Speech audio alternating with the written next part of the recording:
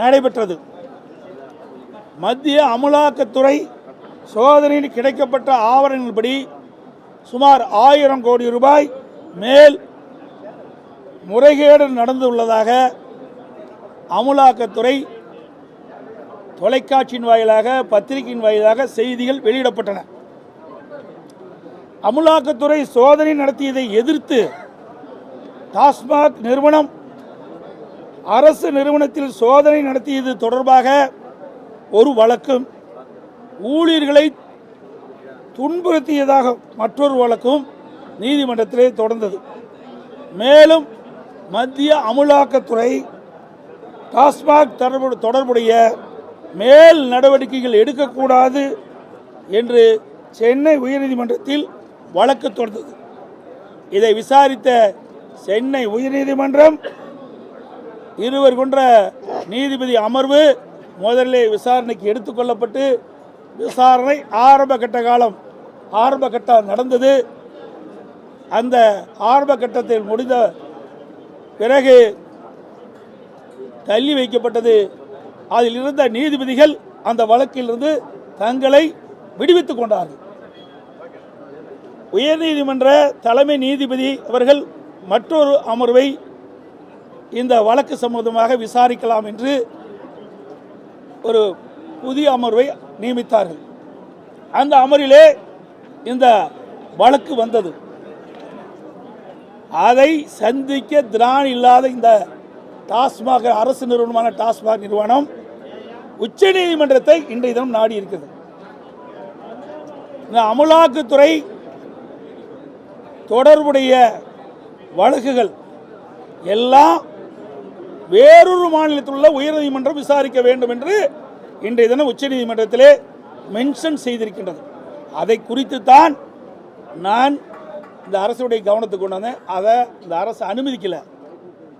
ஒரு அரசாங்கத்தை சார்ந்த நிறுவனம் டாஸ்மாக் நிறுவனம். ஏன் தமிழ்நாட்டில் இருக்கின்ற உயர்நீதிமன்றம் அந்த வழக்கு விசாரணையை எடுத்துக்கொள்ளக்கூடாது, வேறொரு மாநிலத்துக்கு ஏன் மாற்ற வேண்டும் என்றுதான் நாங்கள் கேள்வி எழுப்பினோம். இந்த மக்களுடைய கேள்வியும் இதை பேசுவதற்கு அனுமதி கொடுக்கவில்லை. இன்றைக்கு சட்டப்பேரவைத் தலைவர்களும் அவை முன்னவர்களும் அவையிலே பேசுகின்ற பொழுது நீதிமன்றத்தில் வழக்கு நடைபெற்றுக் கொண்டிருக்கின்ற போது அது பொருள் குறித்து பேச வேண்டாம்னு சொல்றார். அது நாங்கள் ஏற்றுக்கிட்டோம். அதுக்குள்ளேயே நாங்கள் போகல. ஆனால் இன்றைய தினம் இன்றைக்கு டாஸ்மாக் நிறுவனம் என்பது அரசு சார்ந்த நிறுவனம். அந்த நிறுவனமே அரசின் சார்பாக உச்ச நீதிமன்றத்திலே இந்த அமலாக்கத்துறை சம்பந்தமான வழக்கை தமிழ்நாட்டில் இருக்கின்ற உயர்நீதிமன்றம் நடத்தக்கூடாது, அதற்கு பதிலாக வேறு மாநிலத்துக்கு உயர்நீதிமன்றம் நடத்த வேண்டும் என்று இன்னைக்கு மென்ஷன் செய்திருக்க. அதைத்தான் நாங்கள் கேட்கின்றோம். அப்படின்னா அந்த அரசாங்கம் தவறு செய்கின்றது நிறுவனமாக இருக்குது. ஏன்னா எதுக்கு வேறு மாநிலத்தில் சுட்டி காட்டுறாங்க? எல்லா பகுதியிலுமே நீதிமன்றம் தானே. இந்தியாவுக்குள் இருக்கின்ற பல மாநிலத்திலும் உயர்நீதிமன்றம் இருக்குது. எங்கு விசாரித்தாலும் இதைத்தான் விசாரிப்பாங்க. ஆனால் தமிழ்நாட்டில் விசாரித்தா அவ்வப்போது தொலைக்காட்சியின் வாயிலாக பத்திரிகையின் வாயிலாக இவர்கள் செய்த தவறு உடனுக்குடன் போய் சேரும். அதை மறைப்பதற்கு தான் இந்த அரசாங்கம் இப்படி தில்லுமுள்ளு வேலையை செய்திருப்பதாக நான் கருதுகிறோம்.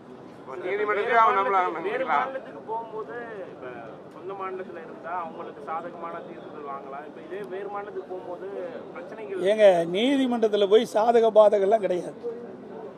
எப்படி சாதக பாதகம் நீதிமன்றத்தில் சொல்ல முடியும்? நீதிமன்றம் என்பது ஒரு பொதுவானது. அதில் இருக்கிற வாதங்களின் அடிப்படையில் தான் தீர்ப்பு கொடுப்பாங்க. அதில் இருக்கிற என்னென்ன ஆதாரங்கள் இருக்கின்றது, அந்த ஆதாரங்களின் அடிப்படையில் தான் தீர்ப்பு கொடுக்கப்படும். அப்படி இருக்கின்ற பொழுது இந்த அரசு சார்ந்த இந்த நிறுவனம் ஏன் பயந்து போய் நம்முடைய மாநிலம் இருக்கின்ற உயர்நீதிமன்றத்தை நம்பாமல் வேறொரு மாநிலத்தில் இருக்கிற உயர்நீதிமன்றத்துக்கு மாற்ற வேண்டும் என்று உச்ச நீதிமன்றத்தில் ஏன் முறையிடுது? அதுதான் எங்களுடைய கேள்வி. ஆமாம், அதுதான் முக்கியம். ஏன்னா வேறொரு மாநிலத்துக்கு போயிட்டா இங்கே இருக்கிற தொலைக்காட்சியெல்லாம் இவருடைய தவறை சுட்டி காட்ட மாட்டேங்க, பத்திரிகையில் வெளியே வராது. ஏன்னா வேறொரு மாநிலம் இருக்கும்போது அந்த மாநிலத்துக்கு சம்மந்தப்பட்ட பிரச்சனை தான் முன்னெடுப்பாங்க. அதுக்கு தான் இந்த ஒரு நாடகத்தை இந்த அரசு எடுத்து வருவதாக நாங்கள் நினைக்கிறோம். அதனால தான் இதை சுட்டி காட்டுறோம். நம்முடைய தமிழ்நாட்டில் இருக்கின்ற உயர்நீதிமன்றம் நல்ல தீர்ப்பு கொடுக்கலையா? என் மீது வழக்கு போட்டாங்களே, நான் முதலமைச்சராக இருந்தேன்ல. நெடுஞ்சாலைத்துறையில் எடப்பாடி பழனிசாமி அவர்கள் அதில் தவறு செய்வதாக நீங்கள் உயர்நீதிமன்றத்தை நாடினீங்களே, உச்சநீதிமன்றத்தை நாடினீங்களே, அப்போல்லாம் நாங்கள் கோரிக்கை வைக்கலையே. தமிழ்நாட்டில் இருக்கின்ற உயர்நீதிமன்றம் ஒரு நேர்மையான உயர்நீதிமன்றம் என்பது அனைவருக்குமே தெரியும். இது எல்லாமே வாதத்தின் அடிப்படையில், ஆதாரத்தின் அடிப்படையில் தான் தீர்ப்பு கொடுப்பாங்க. அப்படி இருந்து நாங்கள் சந்திச்சோம்ல, எங்கள் அமைச்சர் மீதெல்லாம் வழக்கு போட்டீங்கள, அப்போ நாங்கள் ஏதாவது வெளி மாநிலத்தில் விசாரிக்கணும்னு நாங்கள் ஏதாவது கேட்டோமா? இல்லை, இவர்கள் ஆட்சி செய்கிறாங்க. இப்போ நாங்கள் ஆட்சி செஞ்சு அவங்க எதிர்கட்சி இருந்தால் கூட பயப்படலாம். இப்போ ஆளுகின்ற ஆட்சியே திமுக ஆட்சி. அப்படி இருக்கும்போது ஏன் இவர் பயப்படுறாங்க? இதில் ஏதாவது தவறு நடப்பதாக தான் தெரியுது. எப்படி தனிப்பட்ட? இது அரசு சார்ந்த நிறுவனங்க, என்னுடைய பிரச்சனை இல்லை. இது அரசு சார்ந்த நிறுவனம். டாஸ்மாக் நிறுவனம் என்னது யாருது? ஏன்னா தனிப்பட்ட நிறுவனம் முதலமைச்சருடையதா? அப்படித்தான் இருக்க மாட்டேங்குது. அதனால தான் பயப்படுறாங்க. கடந்த ஆட்சி காலத்தில் அதிமுக மீதான வழக்குகள்ல திமுக வந்து அவங்களா இன்க்ளூட் ஆனாங்க பல்வேறு வழக்குகள்ல. அதிமுக இந்த வழக்கில் இன்க்ளூட் ஆகி ஏதோ பெயர் வைக்கிறது வாய்ப்பு. அதாவது இந்த வழக்கு எப்படி போய்கொண்டு என்பதை நாங்கள் பார்த்து கொண்டிருக்கிறோம். இதில் சுணக்கம் ஏற்பட்டால் மக்களுடைய பிரச்சனைக்காக மக்களுடைய பணத்தை கொள்ளையடித்தவர்களை சட்ட ரீதியாக அவர்கள் அதிலே சட்டத்தின் முன் நிறுத்தப்பட வேண்டும். அதில் ஏதாவது பிரச்சனை இருந்தால் நாங்கள் அதை பற்றி சிந்திப்போம். அதோட நாங்கள் வெளிநடப்பு செய்யும்போது திரு ஸ்டாலின் பேசுகிறார், நொந்து நூலாளி போன அதிமுக தொண்டர்கள் அந்த தியாகில் என்று சொல்லுறார். அண்ணா திமுக எப்பவுமே நொந்து நூலானது கிடையாது. எவ்வளோ பிரச்சனை நான் சந்திச்சுட்டு இருக்கிறேன், உன்னால் ஒரு பிரச்சனையும் சந்திக்க முடியுமா சொல்லுவாங்களா? நான் எப்பொழுது முதலமைச்சராக தேர்ந்தெடுக்கப்பட்டனோ அன்றிலிருந்து இன்று வரை ஆளுங்கட்சியாக இருக்கும் சரி, எதிர்கட்சியாக இருக்கின்ற சரி, ஊடக நண்பர்கள் என்னை விட்டு வைத்ததே கிடையாது. பத்திரிகை நண்பர்கள் என்னை விட்டு வைத்ததே கிடையாது. அது வார பத்திரிகை இருக்குது பாருங்க, அழகாக அப்பப்போ டைட்டில் போடுவாங்க. அதையெல்லாம் எதிர்கொண்டவன், எதற்கும் அஞ்சியது கிடையாது. நான் மட்டுமில்லை, அனைத்து இந்திய அண்ணா திராவிட முன்னேற்ற கழக அத்தனை தொண்டனும் எதற்கும் அஞ்சியது கிடையாது, நிர்வாகிகளும் அஞ்சியது கிடையாது. அதாவது இவர் திரு ஸ்டாலின் பேசுகிறார், தெரிஞ்சு பேசுகிறாரா, யார் பேசுகிறார், தெரிஞ்சு பேசுகிறாரா தெரியாத பேசுகிறாரா தெரியல. நான் ஏற்கனவே பல முறை இந்த ஊடகத்தின் வாயிலாக பத்திரிகையின் வாயிலாக தெளிவுபடுத்திருக்கேன். இவர் ஒரு பொம்மை முதலமைச்சர், என்ன பேசுகிறான்னு அவருக்கே தெரியாது. பொம்மைக்கு சாவி கொடுத்தா டக்கு டக்கு டக்குன்னு கை தட்டும் பாருங்க, அது மாதிரி இருக்கிற முதலமைச்சர் தான் நம்ம தமிழ்நாட்டுக்கு கிடைக்கப்பட்ட முதலமைச்சர். கச்சத்தீவை யார் கொடுத்தது? யாருடைய ஆட்சியில் தாரை வார்க்கப்பட்டது? அதையெல்லாம் மறைக்கிறார் இவர், எதோ சொல்லி மறைக்கிறார். 1974 தான் கச்சத்தீவு இலங்கை அரசுக்கு தாரை வார்க்கப்பட்டது. அப்போது யாருடைய அரசாங்கம்? திமுக அரசாங்கம். கொடுத்தது அவர்கள். இன்னைக்கு ஏதோ மற்றவர்கள் பழி போட்டு இவர் தப்பிக்க பார்க்குறாரு. செஞ்சது பூரா தமிழ்நாட்டுக்கு துரோகம் செஞ்சது திமுக, திமுக அரசாங்கம். நாட்டு மக்கள் அத்தனை பேருக்கு தெரியும். அது மட்டும் இல்லை,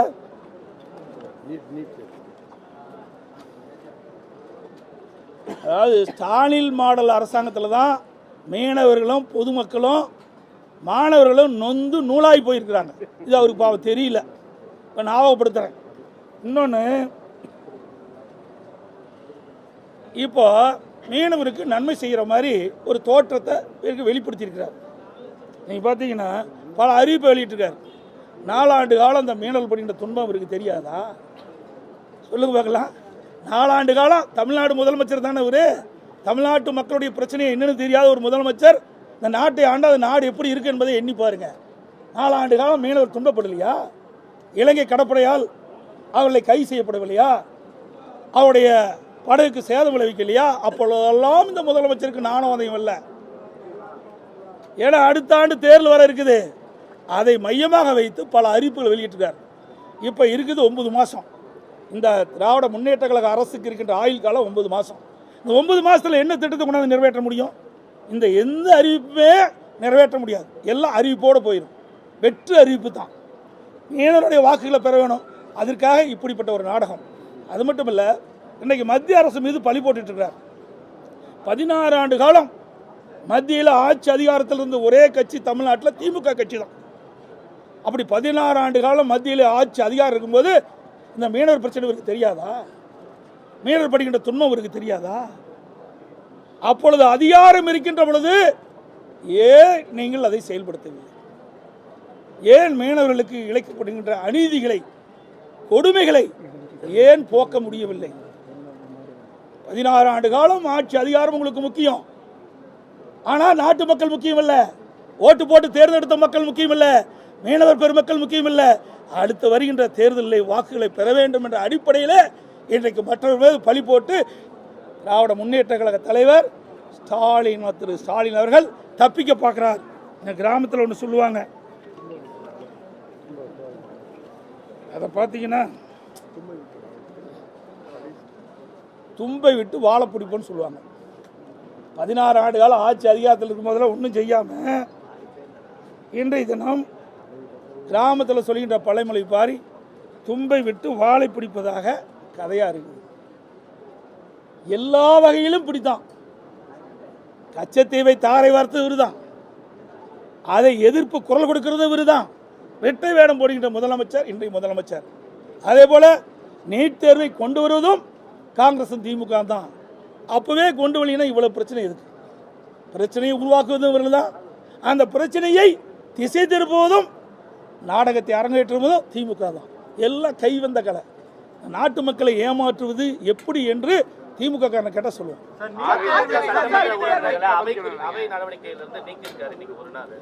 அவர் நீக்கிட்டோம், அவர் நீக்கிறத பற்றிய கவலை இல்லை. மக்களை பற்றி தான் எங்களுக்கு சிந்தனை. மக்களுடைய பிரச்சனையை முறையாக அரசுடைய கவனத்துக்கு கொண்டு வரணும், அதை தீர்க்கப்பட வேண்டும் என்பதற்கு தான் மக்கள் எங்களை தேர்ந்தெடுத்திருக்கிறாங்க. அதை நோக்கித்தான் நாங்கள் சென்று கொண்டு இருக்கின்றோம். இவர்களைப் போல ஆட்சி அதிகாரம் எங்களுக்கு நாங்கள் நினைக்கவில்லை. எங்களுக்கு எது சரின்னு படுதோ அதை நாங்கள் செய்வோம். இவர்களைப் போல தட்டி கழிக்க மாட்டோம். நீட்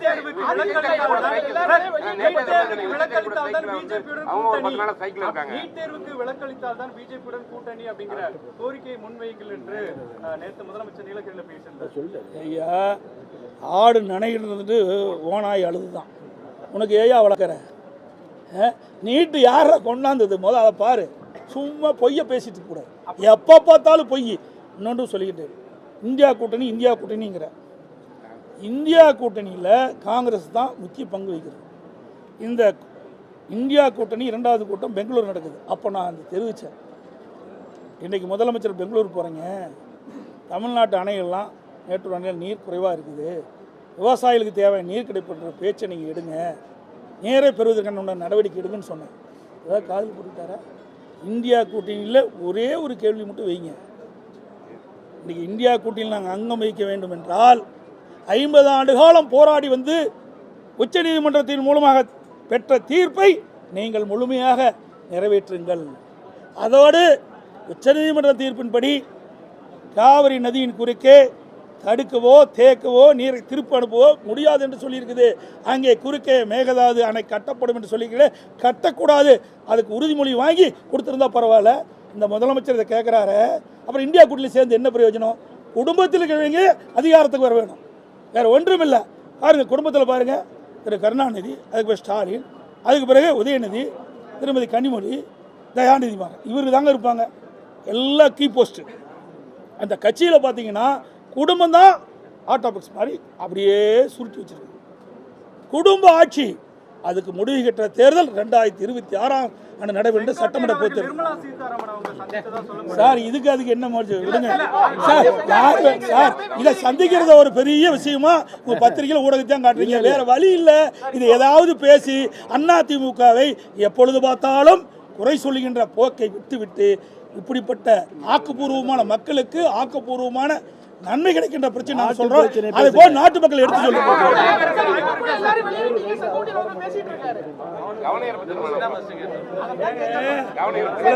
கேள்வி கேட்குறீங்களே. இன்றைய தினம் நேரு சகோதரர் மற்றும் அவருடைய சார்ந்த நிறுவனத்தெல்லாம் ரெய்டு நடத்திட்டு இருக்கு. ஒரு கேள்வியாவது யாரை கேட்குறீங்களா? திமுகவை சார்ந்த எந்த நிறுவனத்திலாவது இப்படி நடைபெற்ற சம்பவத்தை ஒரு கேள்வி இதுவரை கேட்டிருக்கீங்களா? நான் பல முறை உங்கள் முன் தோன்றி ஊடகத்துக்கும் பத்திரிகையும் பேட்டி கொடுத்துருக்கிறேன். ஒரு முறை கூட திமுக பற்றி கேள்வி கேட்க மாட்டேங்கிறீங்க.